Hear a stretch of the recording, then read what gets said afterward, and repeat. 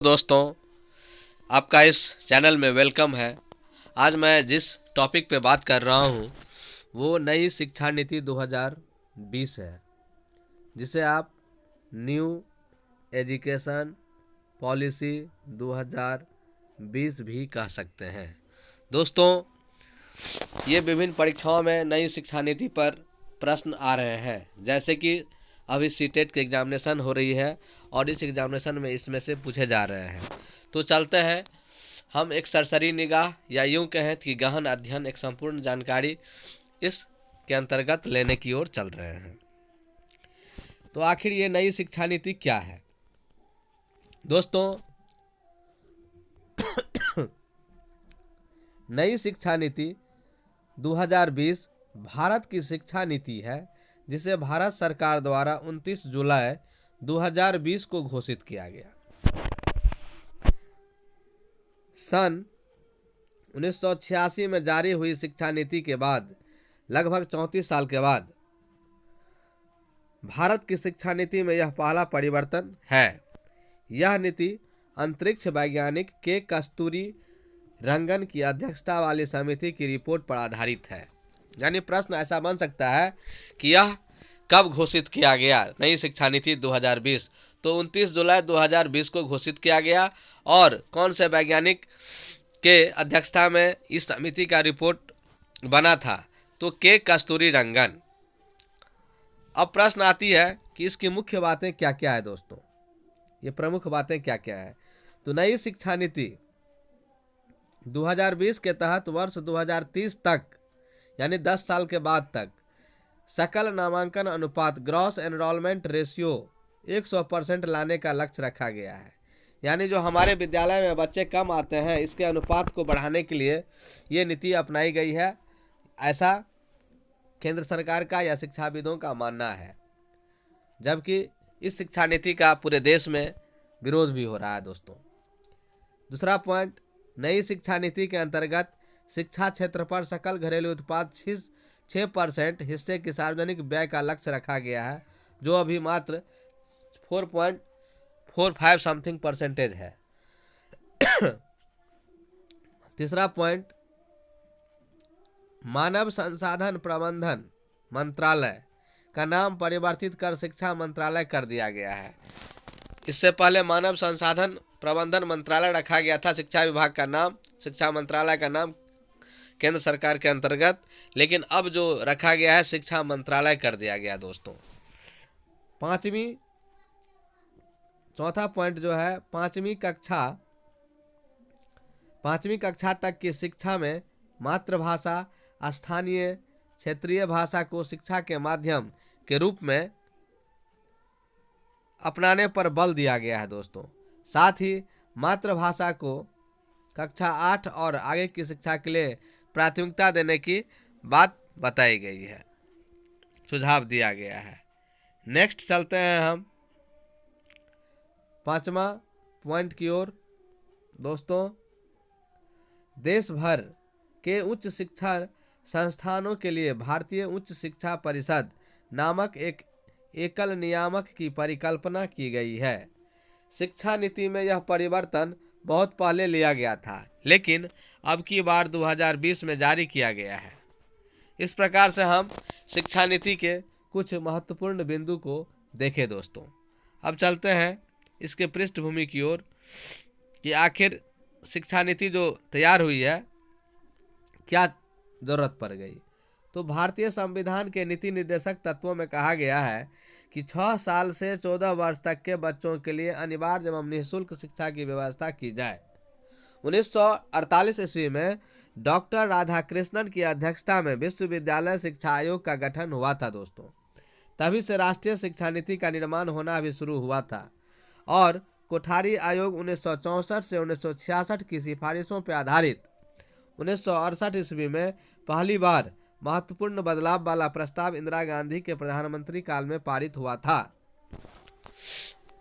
और अगस्त 1985 शिक्षा की चुनौती नामक एक दस्तावेज तैयार किया गया, जिसमें भारत के विभिन्न वर्गों, बौद्धिक, सामाजिक, राजनैतिक, व्यावसायिक और प्रशासकीय आदि ने अपनी शिक्षा संबंधी टिप्पणियां दी और 1986 में भारत सरकार ने नई शिक्षा नीति 1986 का प्रारूप तैयार किया।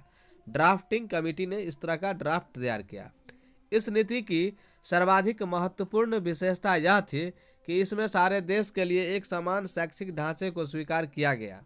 1986 में जो शिक्षा नीति अपनाई गई थी दोस्तों, प्रारूप तैयार किया गया था, और अधिकांश राज्यों ने 10+2+3 की संरचना को अपनाया, और यह बहुत ही विख्यात रहा अपने पूरे कंट्री में, और इसे राजीव गांधी के प्रधानमंत्रित्व में जारी किया गया था दोस्तों।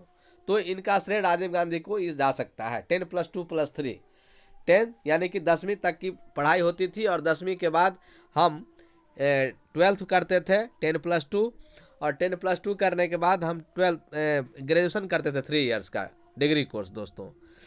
हाँ, लेकिन नई शिक्षा नीति में ये सब पूरी तरह से बदल चुका है। 10+2+3 जो है ये पुरानी शिक्षा नीति है 1986, और अब जो नीति है नई शिक्षा नीति 2020, इसमें 5+3+3+4 का पैटर्न है, जिसे हम आगे बताएंगे दोस्तों।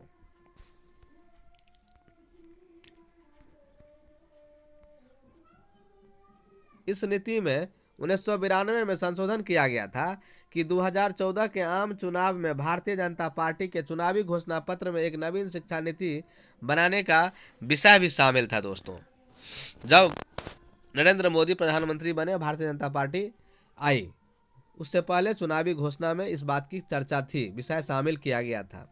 2019 में मानव संसाधन विकास मंत्रालय ने नई शिक्षा नीति के लिए जनता से सलाह मांगना शुरू किया था, और इस प्रकार से देखिए ये आपके के कस्तूरीरंगन है, इनका तस्वीर भी आप देख लीजिए दोस्तों। ये के कस्तूरीरंगन साहब है, और ये हमारे पीएम मोदी, नरेंद्र मोदी साहब है। इन दोनों के बीच की ये बात है।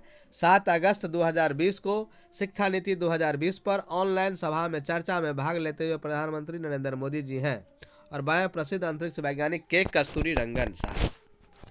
नई शिक्षा नीति 2020 पर देश भर के शैक्षणिक संस्थानों के साथ चर्चा हुई, जिसमें बिरला प्रौद्योगिकी एवं विज्ञान संस्थान, पिलानी, जामिया पंजाब विश्वविद्यालय, तेजपुर विश्वविद्यालय, इस तरह से आपके कालीकट विश्वविद्यालय केरल ने भाग लिया कि इस शिक्षा नीति को तैयार किया जाए। इस तरह से समर्थन मिला कह सकते हैं एक तरह से।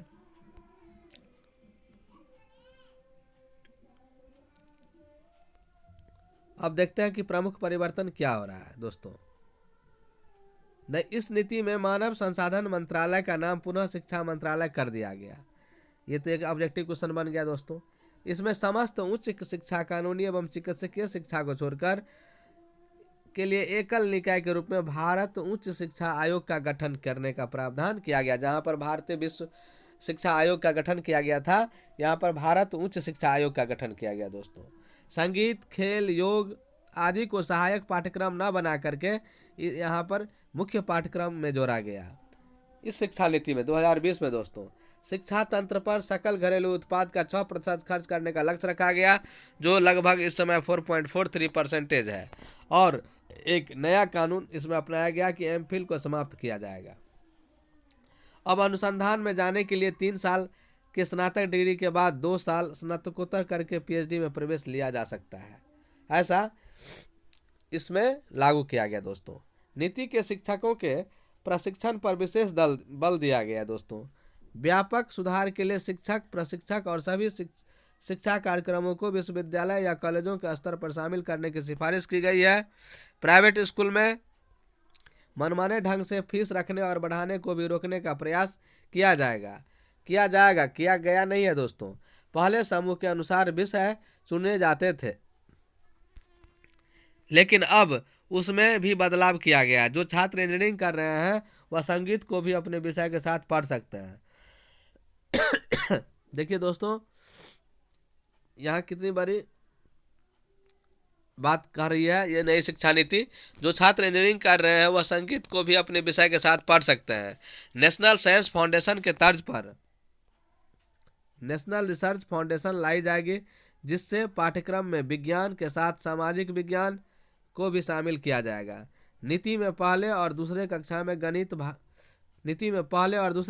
गणित और भाषा एवं चौथे एवं 5वें कक्षा के बालकों के लेखन पर जोर देने की बात की गई है।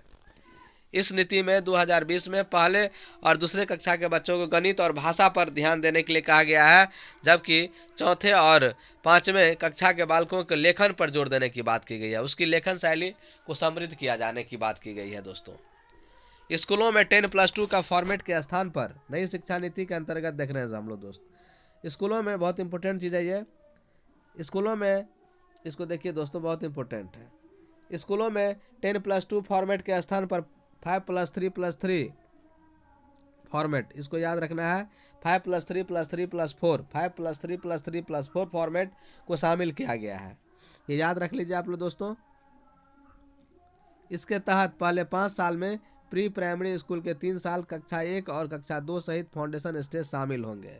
यानी कि अभी जो 6 साल के बच्चे पहले कक्षा में पढ़ाई करते थे, शुरुआत करते थे विद्यालय में, वो उससे पहले से अब आएंगे बच्चे।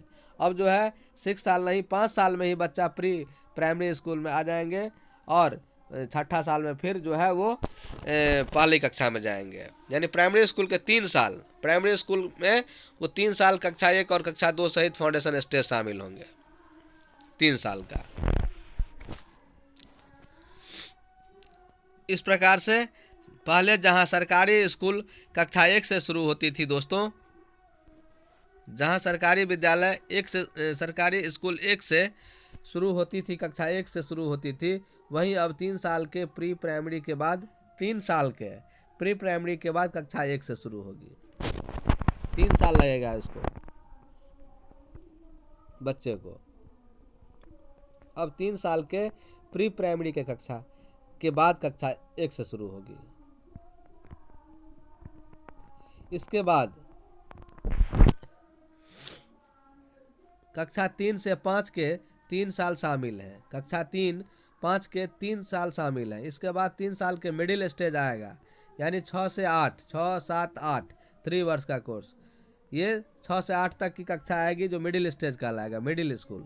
और चौथा स्टेज कक्षा 9 से 12वीं तक का आएगा, 4 साल का होगा। और ये भी आज़ादी रहेगी कि कक्षा 9 में ही वो अपने विषय को स्वतंत्र रूप से चुन सकता है जो आगे पढ़ना है। पहले जहाँ 11वीं कक्षा में विषय चुनने की आज़ादी होती थी, वही अब 9वीं कक्षा से रहेगी दोस्तों। तो ये सब कुछ उलटफेर है जो एक तरह से बच्चों के लिए बहुत अच्छा नहीं कहा जा सकता है दोस्तों, क्योंकि उसे समग्र ज्ञान नहीं हो पाएगा सभी चीज़ों का। शिक्षण के माध्यम के रूप में पहली से 5वीं तक मातृभाषा का इस्तेमाल किया जाएगा। शिक्षण के माध्यम के रूप में पहली से 5वीं तक मातृभाषा का इस्तेमाल किया जाएगा। इसमें रट्टा विद्या को खत्म करने पर की कोशिश की गई है, जिसको मौजूदा व्यवस्था की बड़ी खामी मानी जाती है। किसी कारणवश विद्यार्थी उच्च शिक्षा के बीच में ही कोर्स छोड़ दे चले जाते हैं। ऐसा करने पर उन्हें कुछ नहीं मिलता एवं उन्हें डिग्री के लिए दोबारा से नई शुरुआत करनी पड़ती है। नई शिक्षा नीति में पहले वर्ष में कोर्स को छोड़ने पर प्रमाण पत्र, दूसरे वर्ष पे छोड़ने पर डिप्लोमा एवं अंतिम वर्ष छोड़ने पर डिग्री देने का प्रावधान है। ये मिला जुलाकर एक तरह से बेहतर पहल कही जा सकती है दोस्तों।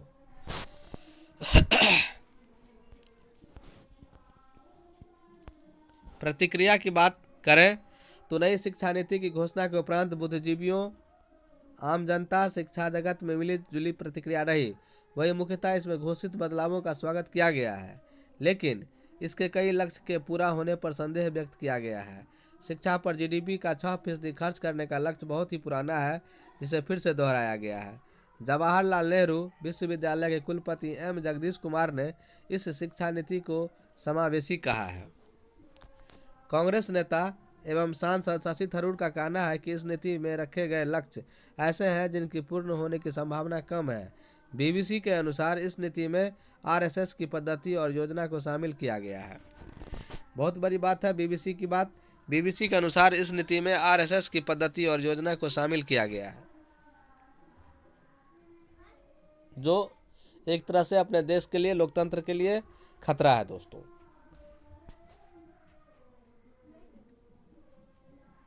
ऐसा कुछ लोग कहते हैं, परंतु ऐसा हम शिक्षकों को नहीं सोचना है।